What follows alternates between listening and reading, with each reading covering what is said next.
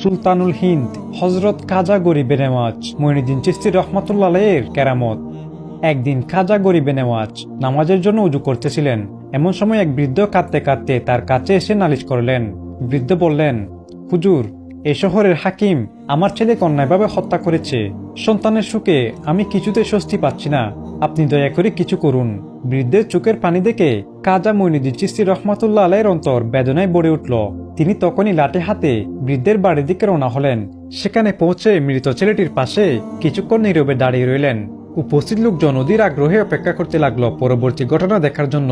কিছুক্ষণ পর খাজা মঈনুদ্দিন চিশতি রহমাতুল্লাহ আলাইহি নীরবতা ভঙ্গ করে লাশের পাশে বসে পড়লেন। খাজা গরিবে নেওয়াজ রহমাতুল্লাহ আলাইহি কাটা মাথাটিকে হাতে নিয়ে যথাস্থানে বসিয়ে দিলেন এবং বললেন, হে যুবক, তুমি যদি নিরপরাধ হয়ে থাকো তবে আমি বলছি আল্লাহর হুকুমে তুমি জীবিত হয়ে যাও। উপস্থিত সবাই নিঃশ্বাস রুদ্ধ করে দেখছিলেন কি ঘটে। খাজা বাবার কথা শেষ হতেই মৃত যুবকটি কালিমা শরীফ পড়তে পড়তে উঠে দাঁড়িয়ে গেল। আল্লাহু আকবার। উপস্থিত সবাই হতবাক হয়ে গেল। কেউ কোনো কথা বলতে পারল না, শুধু বিস্ময়ে তাকিয়ে রইল।